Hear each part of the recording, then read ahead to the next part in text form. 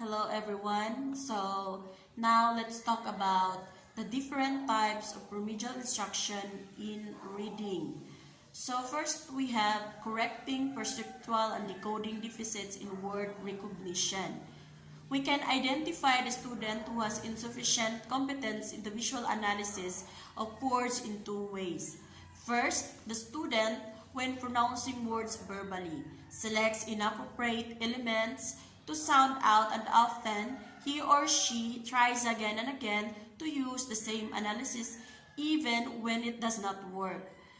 The second way can be done when the teacher shows him or her the word covering up parts of it. If the student is able to recognize it, then at least one of his or her problems in word recognition is faulty visual analysis. The second one, the definition of terms. So, under the definition of terms are alphabetic knowledge, sight word knowledge, basic sight words, knowledge on sound symbol correspondence. So, first, alphabetic knowledge. Understanding the letters represent sounds so that words may be read by saying the sounds represented by the letters, and words may be spelled by writing the letters that represent the sound in a word. So, second, sight word knowledge. All words any one reader can recognize instantly with basically automatic.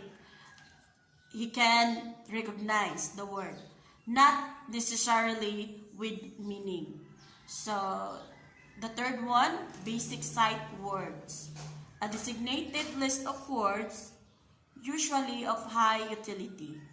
Then the last one, knowledge on sound symbol correspondence, aka graphophonic knowledge. The reader's ability to use phonics, phonemic, and structural analysis knowledge.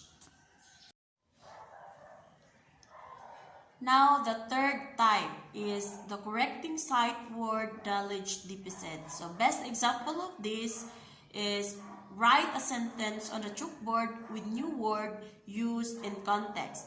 Then underline the word. Let the students read the sentence and attempt to say the new word using context clues along with other word attack skills. If you are introducing a new story, it is especially important that you do not tell them each new word in advance, as this deprives them of the opportunity to apply word attack skills themselves. Then, discuss the meaning of the word on how it is used in talking and writing. Try to tie to something in their experience. If possible, illustrate the word with a picture or a concrete object. Then write the word as students watch. Ask them to look for certain configuration clues such as double letters, extenders, and descenders. Also, ask them to look for any well-known phonograms or word families like ill, and, ache, but do not call attention to the little words in longer words. Then ask the students to write the word themselves, and to be sure, have them say the word while they write it. Then, the last one, have students make up and write sentences in which the word is used in context, and have them read the sentence to each other and discuss them. The fourth one is correcting basic sight vocabulary deficits. So, best example of this is have the students trace the word, write it on a paper, or use chalk or magic slates. Then have the students repeat the word each time it is written. Have the students write the word without looking at the flashcard, then compare the two. Then create study buddies, match learners in the classroom with fellow students who have mastered the words. Take time to teach the tutors how to reinforce new words, and then provide a big reward to both tutor and learner once the learner has attained the goal. The fifth one is correcting knowledge on sound symbol correspondence. So vowel rules or principles and accents generalization. So best example of this is in words containing a single vowel letters at the end of the word, the vowel letter usually has the long vowel sound. Note that this is the rule refers to words and not just syllables. There is a similar rule for single word letters at the end of the syllables. In syllables containing a single vowel, later at the end of the syllable, the vowel later may have either the long or short vowel sound. Try the long sound first. Now let's go for the sixth type of the different types of remedial instruction in reading. This is the remediation through phonemic awareness. The following are critical phonemic awareness skills students should learn. The first, sound isolation. So best example of this is the first sound is in the word sun, where there is S. Example instruction in sound isolation use conspicuous strategies.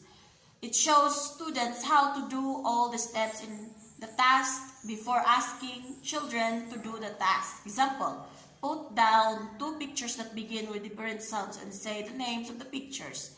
Like my turn, say the first, second sound in man.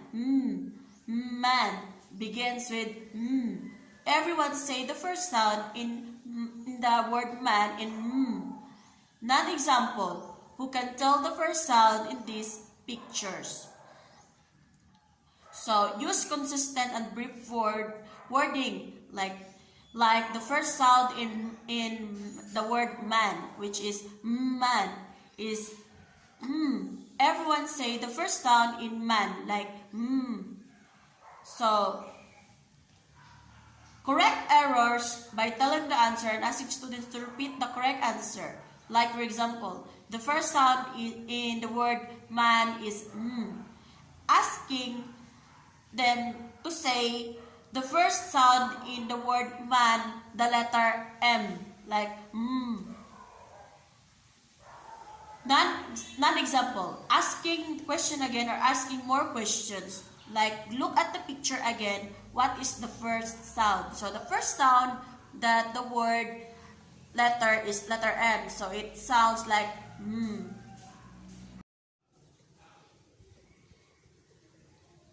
Second, blending. In blending instruction, use scaffold task difficulty. When students are first learning to blend, use examples with continuous sounds because the sounds can be stretched and held. For example, listen, my lion puppet likes to talk in a broken way. When he says ooh, he means mom. Non-example, listen, my lion puppet likes to talk in a broken way. When he says ba, it means bed. So, when the students are first learning the task, use materials that reduce memory load and to represent sounds. Third, segmenting. In phoneme, segmentation in instruction strategically integrate familiar and new information. So, recycle instructional and practice examples used for blending. Blending and segmenting are sides of the same coin. The only difference is whether students hear or produce a segmented words. A segmented response is more difficult for children to reproduce than a blending response. So let's go now to the seven different types of remedial instruction in reading. So we have remedial vocabulary instruction. So, vocabulary is initially acquired in 4 ways. First, incidentally, through reading and conversation. Then second, through direct instruction, as when a teacher or auto-instructional program is used intentionally build vocabulary power. Then third, through self-instruction, as when words are looked up in a dictionary or their meaning are sought for others in continuous manner. Then the last one, through mental manipulation while thinking, speaking, and writing. So, under the remedial vocabulary instructions are considerations in remedial vocabulary instruction, which connect vocabulary instruction to the natural processes of word learning. The literature on vocabulary acquisition tends to divide the teaching of vocabulary into 5 spaces, and these are disposition, integration, repetition, interaction, and self-instruction. So, in disposition, it means opening the student's mind and will to engage new words. Then integration, it stabilizing ties between the meaning of a new word and the student's existing knowledge. Then in repetition, it means provision for practice distributed over time, as well as opportunities for frequent encounters with the word in similar and different contexts. Then in interaction and meaningful use, it means in social situations, conducive to using new words in interactions with others and thus mentally referencing new words in listening, reading, writing, and speaking. And the last one, self-instruction, which means maintaining an awareness of new words outside the classroom. So, the next under of remedial instruction in vocabulary is the concept-based approach to vocabulary building. So it is identify the relevant and irrelevant features of the concept in question. Then it provides examples of the concept. Provide examples of irrelevant but loosely related concepts with which it might be compared. Then relate the concept by some possible smaller or subordinating concepts. Then relate or categorize the concept by some possible larger or superordinating concepts. And then lastly, relate or categorize the concept alongside equal or coordinating terms.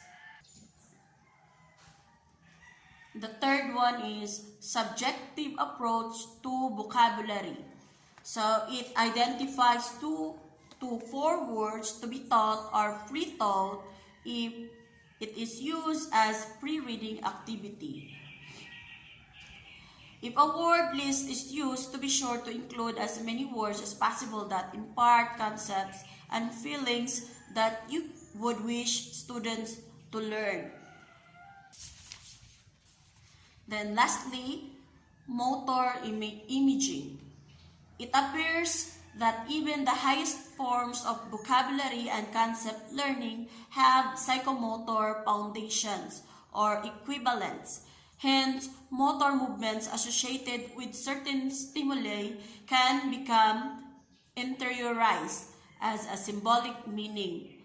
There are 3 considerable advantages to knowing this where remediation is concerned. So first, since physical sensory or proprioceptive learning can be interiorized, they also can be self-stimulating, and such as they are easier to rehearse and recall with the slightest mental reminder, as well as from external stimulation.